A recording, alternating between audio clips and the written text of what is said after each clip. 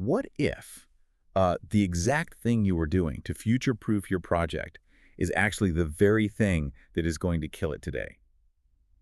I mean, think about that for a second. Right. It's a scary thought. It really is. Because we're trained almost from day one in basically any professional field to anticipate every possible edge case. You stand at the starting line of a new code base or, a new business strategy or some structural design, and you want to build a system that scales infinitely. Oh, absolutely. You want to be the visionary, the one who thought of literally everything. Exactly. But in the world of software architecture, there is this growing movement that says looking too far ahead is actually, well, a fatal flaw. It is a counterintuitive pivot, especially, for developers who have spent the last 2 decades being told that upfront abstraction is the hallmark of a mature engineer. But that instinct, that urge to prepare for a completely hypothetical future, it often results in systems that are practically paralyzed in the present. We end up building massive, complex scaffolding for buildings that might never even get constructed.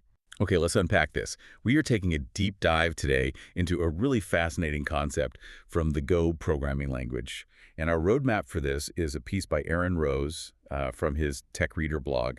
It's titled The Secret Life of Go Interface Pollution. Great title. Yeah, really catchy. And the mission here today is to decode why Go advocates so strongly against early abstraction.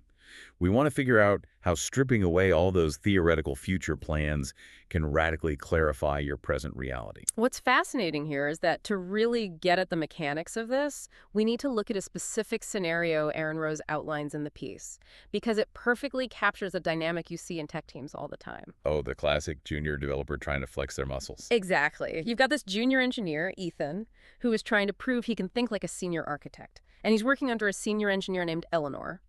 And the scene is set in this beautiful Beaux Arts library in Lower Manhattan where they're apparently discussing code like it's poetry. Which honestly sounds like a pretty great place to work. Right. But so, Ethan is tasked with building a metadata indexer for this massive library. And he really wants to show he is thinking about the long-term scale of the place. So he preemptively breaks his core components into interfaces. He goes all out. Oh, yeah. He builds a provider interface, a store interface, a formatter interface. So he is sitting there looking at a screen full of meticulously organized files, and he's just incredibly proud of this hierarchy he has built. I mean, he's assuming that as the library grows, these strict boundaries are going to protect the code, right? That's his thought process, yeah. But Eleanor looks at his workstation and just immediately diagnoses a huge problem. She calls it interface pollution. She tells him that his abstractions are basically creating a massive, unnecessary cognitive fog. Fog. That is such a great word for it. The term fog is crucial here, yeah, because it describes the exact mechanical cost of what Ethan has done. Because in software engineering, an interface is essentially a layer of indirection. It's a contract that says, I don't care how this task is accomplished as long as it meets these specific requirements. And that is a really powerful tool when you actually have multiple different systems trying to do the exact same task. But Ethan doesn't have multiple systems. Exactly, he doesn't. Right now, in the present reality of his project, he has exactly one way to store data. So by taking that single concrete method and hiding it behind a quote-unquote data store interface, he hasn't future-proofed anything at all. He just made it complicated. Yeah, he has just forced the compiler, and honestly every future developer, to jump through a hoop that serves literally zero present-day purpose. Let me see if I can translate this indirection concept out of the code and into the real world, because I feel like this is such a pervasive trap in any job. I'd love to hear it. It's like packing a super heavy snowsuit for a beach vacation. A snowsuit for the beach. Yeah, you're packing it just in case the global climate shifts entirely while you're in the Bahamas. Yeah. So instead of just enjoying the beach, you are exhausting yourself lugging around this dead weight for a scenario that hasn't happened. That captures the friction perfectly. Or, it's like setting up an automated phone tree switchboard for a 2-person startup. Oh, wow. Yes. Dial 1 for sales, dial 2 for marketing. Right. You and your co-founder are sitting in the exact same room, but instead of just turning your chair and asking a question, you have this massive routing system. Just in case you hire 500 people next year, you are instituting bureaucracy for ghost employees. Bureaucracy for ghost employees. I love that. And in a code base, That friction has a real, tangible cost, doesn't it? Oh, absolutely. First, there is a slight performance hit. The compiler actually has to use dynamic dispatch to figure out which underlying concrete implementation to use at runtime, rather than just pointing directly to the static code. Yeah. But honestly, the performance hit isn't even the worst part. No, the far more damaging cost is the developer cognitive load. Imagine a developer is trying to debug a critical issue at 2 a.m. Sounds stressful. Very. And they try to jump to the definition of a function in their editor to see what's broken. But instead of landing on the actual logic, they land on a useless interface file. Ah, right. So they hit the phone tree. Exactly. They have to mentally navigate through your phone tree before they can even see the actual work being done. So the developer has to hold the interface contract in their head and then go hunt down the actual concrete code that executes the contract, all for a hypothetical scenario that hasn't even happened. That completely validates Eleanor's point. Ethan's attempt to be this visionary architect has really just cluttered up the workspace. Which brings us right to the core design philosophy of Go that Eleanor is trying to teach him. She gives him a very, very specific threshold to live by. She tells him to focus on the concrete first, and absolutely never create an interface until you have at least two different things that need to behave the exact same way. Wait, really? Not zero things? Not one thing that might exist in 3 years? Nope. Two actual existing components sitting right in front of you today. Only then do you create the interface. That feels like a massive departure from how a lot of us were taught to write software. I mean, if you look at the history of object-oriented programming in the 90s and 2000s, with languages like Java or C++EA, the prevailing wisdom was so heavily biased toward upfront design. Oh, totally. You would spend weeks just drawing UML diagrams. Right, mapping out the entire universe of your software, defining all these abstract base classes and interfaces before you ever wrote a single line of functional logic. And Go fundamentally rejects that. Go operates on a philosophy of discovery over design. Interfaces in Go are not planned in a vacuum. They are discovered organically. So you write the raw concrete code first, just to solve the immediate problem. And then, and only then, when you observe a pattern, like when you find yourself writing the exact same logic for a second time, that's when you extract that commonality into an interface. Yes. And Eleanor grounds this philosophy beautifully in the physical space of that library they are sitting in. She points to the massive bookshelves all around them. And she points out that the architects of the building didn't build the shelves based on some wild guess about what kind of media might exist in the future. Right, they didn't build shelves for holograms. Exactly. They looked at the concrete books they actually possessed in that moment, and they built the shelves to fit those specific dimensions. She tells Ethan, the best gift you can give another developer is clarity. I hear the philosophy, and I get why the library analogy sounds nice in theory. But I really have to push back on this for a second because it feels incredibly reactive. How so? Well, if I am building a large-scale system and I just write raw structs today, what happens when a massive new requirement drops tomorrow? Haven't I just guaranteed that my code base is brittle? I see where you're going. I mean, doesn't an architect's entire job revolve around anticipating growth so the structure doesn't collapse? If I don't build in those abstraction layers early, aren't I going to have to rip out my entire foundation and rewrite everything the second the business needs change? I completely understand why it feels that way, because we are so conditioned to equate planning with flexibility. But in software, premature abstraction actually creates rigidity. Rigidity, right? Really? When you build an interface before you have a second use case, you are just guessing at what the future boundaries will need to be. You build a specific shaped box, but when the future actually arrives, it almost never looks the way you guessed it would. Ah, I see. So now you have this new requirement that doesn't quite fit your pre-designed interface, and you have to hack around your own architecture just to make it work. You are literally trapped by your own past predictions. Exactly that. You box yourself in. Alternatively, if you just write concrete code, it is highly legible. Anyone can read it top to bottom and know exactly what it does, no fog. And in software, legibility is the absolute foundation of adaptability. Because if you can understand it, you can change it. Right. If code is concrete and easy to understand, it is incredibly easy to refactor. It is infinitely easier to take a clear piece of concrete code and wrap it in a new interface tomorrow than it is to untangle a web of premature interfaces that were designed for a future that never even happened. So concrete code is ultimately more agile than abstracted code. Okay, that makes a lot of sense, actually. The fog of abstraction hides the intent of the code, which makes it terrifying to change, whereas clear, concrete code can be reshaped with confidence. Precisely. But moving from the philosophy to the actual execution, developers need a mechanism to enforce this, right? They need a rule to follow when their fingers are actually on the keyboard. And Aaron Rose highlights a very specific golden rule from the Go community to maintain this exact clarity. The rule is simply, accept interfaces, return structs. Accept interfaces, return structs. Okay. Okay, for the listener who is parsing the technical side of this, let's break down the mechanics of the second half of that rule first. Why return structs? I know in the narrative, Eleanor actually sits down at Ethan's keyboard and collapses all his future-proof interfaces back into simple, direct structs. Right, she just deletes the abstraction. Because when a function in your code finishes its job and outputs data, it should return a raw, concrete struct. No abstraction.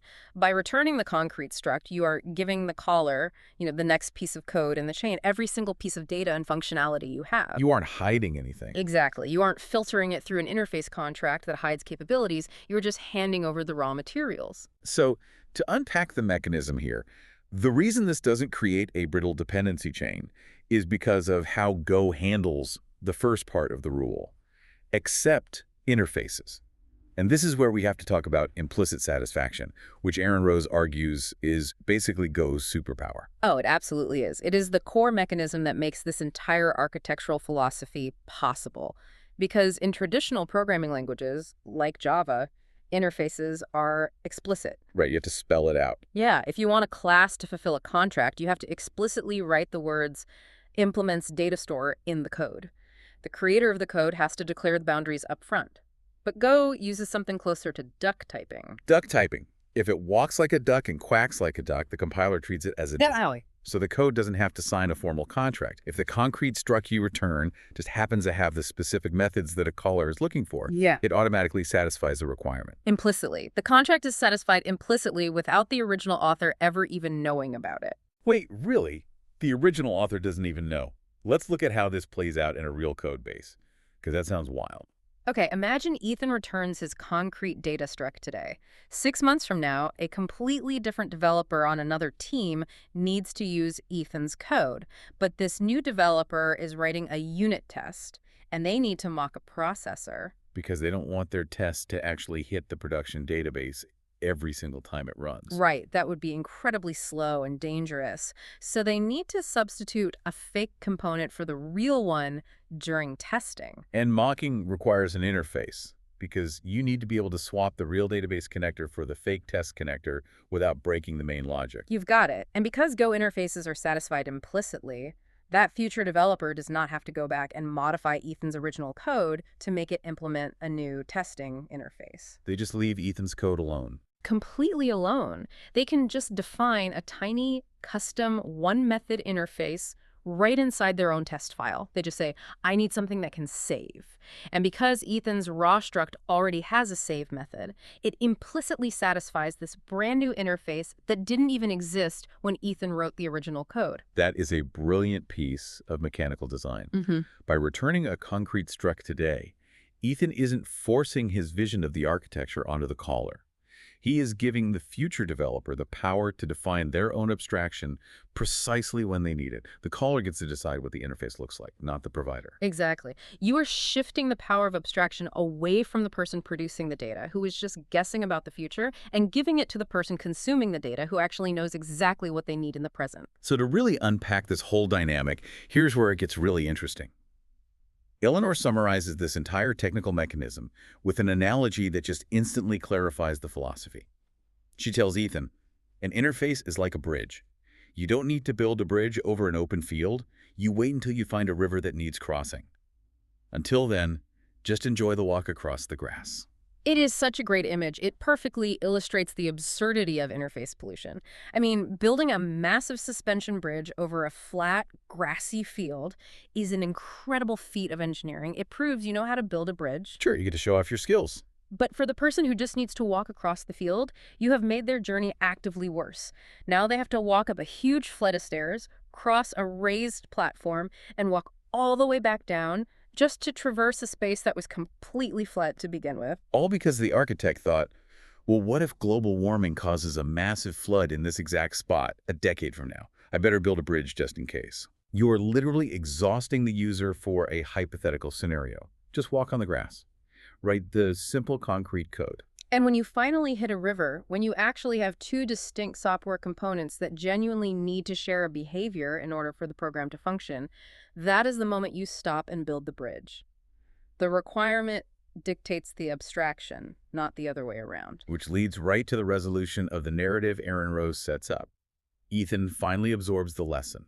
He looks at his intricate, highly abstracted architecture, and he starts highlighting the provider and storer interface files, and he just gets to leap. Best feeling in the world. It really is. He strips away the phone tree, he tears down the bridge over the open field. And the author specifically points out the emotional shift that happens in that moment. The cognitive fog lifts. The architecture stops being this intimidating, complex puzzle that Ethan has to solve for all of eternity.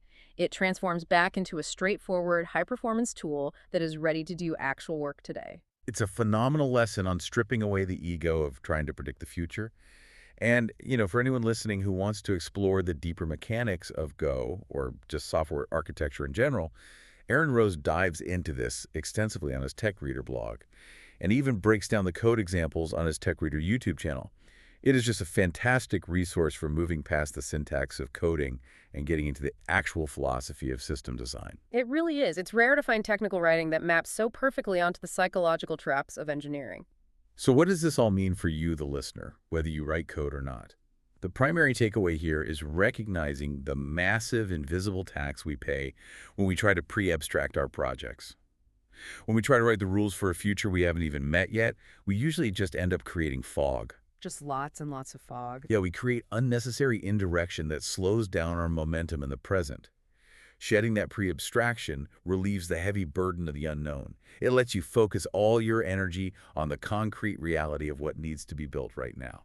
I want to leave you with a final thought to mull over, building on that concept of implicit satisfaction. We have spent this deep dive analyzing compiler mechanics and code-based architecture, but consider how this exact same logic applies to how we manage human systems. Oh, human systems, that's a great pivot. Yeah. In Go, returning concrete structs allows the user to define their own boundaries only when they hit a real problem. So think about how often, when starting a new project, a new business venture, or a new team collaboration, we immediately start building administrative bridges over open field. We do it all the time. We force strict reporting contracts, rigid operating procedures, and heavy bureaucratic processes right from day one, anticipating every possible failure state.